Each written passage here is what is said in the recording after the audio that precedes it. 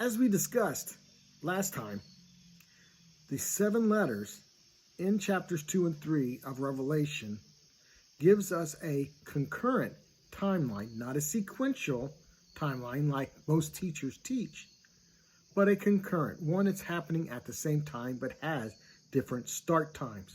Each of the churches gives us a characteristic and basically stage as we go through church history. And this one's no different. We're going into the church of Smyrna. It is the church of death and persecution. Hello, everybody. I'm Keith O'Dare, and welcome to When You Search for the Truth, where we look for the truth by looking at what is actually written in the Word of God, word for word, in the original order, from the original text, and using the original definitions. I hope you're enjoying this. Let's get started with the letter to the church of Smyrna.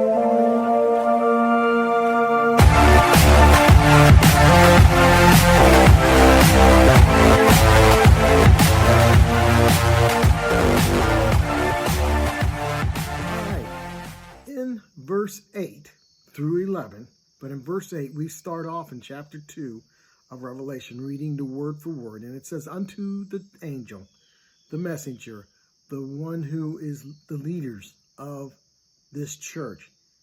And it mentions the church's name, Smyrna. Smyrna means death.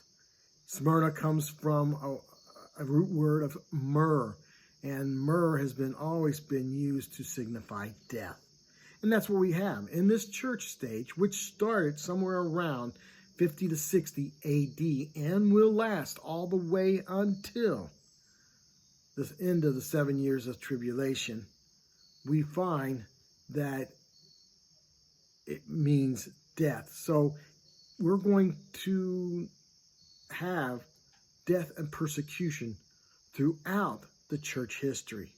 And we find that here we are 2,000 years later, and we know for a fact that we've had much persecution and death. All right, he says, "Write this, says the first and the last, which was dead and alive." Of course, that's Jesus Christ, Yeshua HaMashiach. Verse 9, "Seeing your works and tribulation and poverty, but you are abounding in virtue and spiritual richness." Now, most Bibles says it's just richness, but if you look at the actual word, it means to have abounding. You're abounding in virtue and spiritual richness. And the blasphemy that says that they are Jews, or they are to be Jews, but are not, but the synagogue of Satan. Interesting little tag there, isn't it? It says, "I know your works, your tribulation, your poverty." You're doing the stuff you're supposed to do. They're obviously probably doing the same stuff that they did in Ephesus. They were doing the good stuff and everything else like that. And every time you turn around, they're getting persecuted. And again, that's what we find out. This sect of the church, this characteristic of the church, we find that those who are abounding in virtue and with spiritual richness. Now notice it says, "Seeing your works and tribulation and poverty," all right, "and the blasphemy that says that they are to be Jews, but are not, but the synagogue of Satan." Wow, that really hits home, because a lot of people, especially today, there's been movements throughout the church history to say we are Jews. And no, we're not. We're not. As a matter of fact, there's a movement today over the last 20, 30, 40 years to become Messianic Jews. Don't get me wrong. There are Jews that are Messianic, Jews that have become Christians. But the Christians that are not Jews are not Messianic Jews. And we are not supposed to be like that, because it's a different covenant. And that, again, we'll bring that up again later on too, where in Jeremiah 31, we're supposed to have a new covenant written upon our hearts, and that's Christianity. The old covenant is the Jewish covenant of the law, and we are not supposed to be following that. We are supposed to be following the commandments, but not the instructions and directions.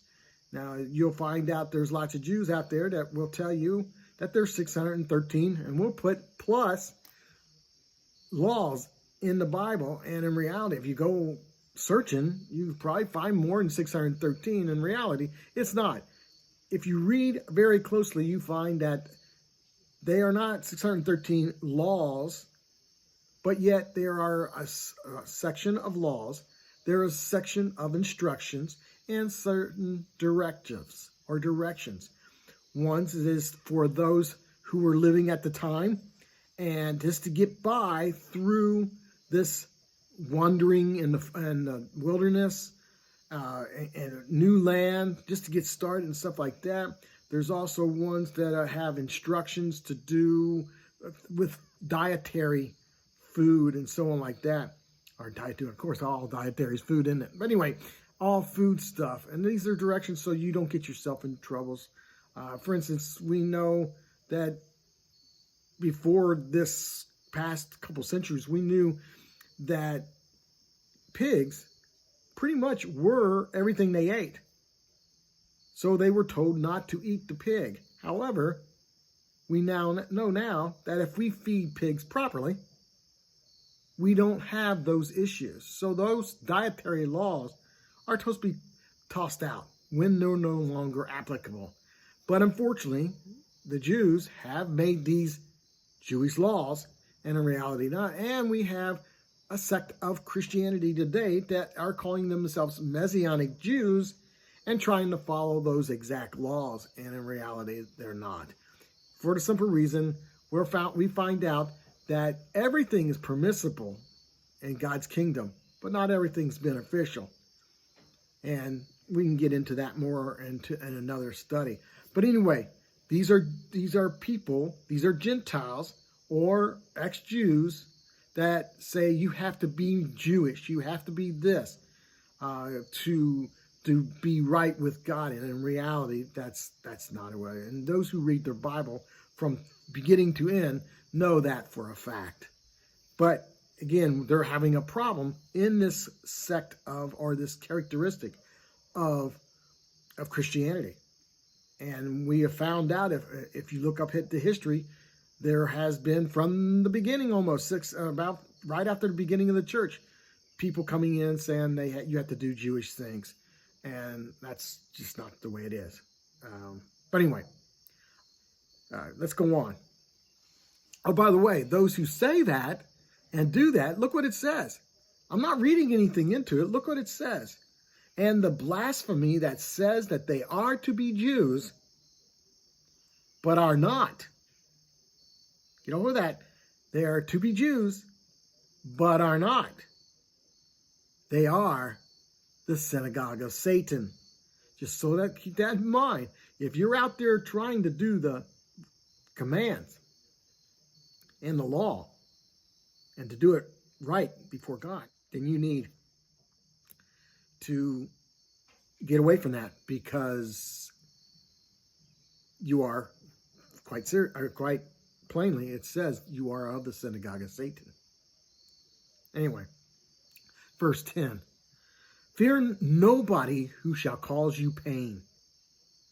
And this is getting into the really bad stuff, because, this characteristic of the church is going to experience a lot of pain and tribulation. Anyway, fear nobody who shall cause pain. The slanderous one is about to cast you into prison and tempt you with tribulation for 10 days. Be faithful unto death, and shall be given to you the crown of life. Interesting little tidbit here. It says they're about to cast you into prison. All right, they're about to persecute you and tempt you with tribulation, persecution, for 10 days. 10 days are eras, all right? Eras of time. And if you look at it, it's amazing that from the time of right after the beginning of the church in 32 AD, thereabout, right after the crucifixion of Jesus Christ and the resurrection, we've had, count them, Jewish persecutions of Christians, Roman persecutions of Christians, the papal, yes, the Catholic Church, persecutions of Christians, Counter-Reformation persecution of Christians, evangelical persecutions, where those who were trying to evangelize out into the world were getting killed, and they're still doing it today. Atheist persecutions, Muslim persecutions, extremist persecution. These are groups that are no religious affiliation, but they hate Christians. Now, to be totally honest about that, these extremists also hate anybody of religious context. So anyway, non-Christian religious persecutions. And, of course, the Great Tribulation. You count them up, guess what? This is history. I'm not writing it down or putting it in your mind or anything else like that. But these are written down in the great persecutions of Christianity. There are 10 of them. So if the tribulation starts soon, which I do believe it is, there are 10, perfectly as what the book of Revelation says. Verse 11 says, "He who has ears, hear what the Spirit says to the church." You know, don't get mad at me for bringing this information up. I'm just reading what the Word says, word for word. Don't shoot the messenger. Go to the one who gave it. That's between you and him. Who overcomes shall not be hurt by the second death. Second death being those who are cast into hell. All right. Again, we have the persecuted church, the death church, being Smyrna. And we have seen that begin at somewhere about right after the time of Jesus' resurrection, all the way to the end of the 7 years of tribulation. If you have any questions, please write them down below or send me a text or send me an email, and we can discuss. So, anyway, I hope everything's good. If you're liking it, hit like below. If you want to hear about the next video that comes out, hit subscribe. Until next time, shalom.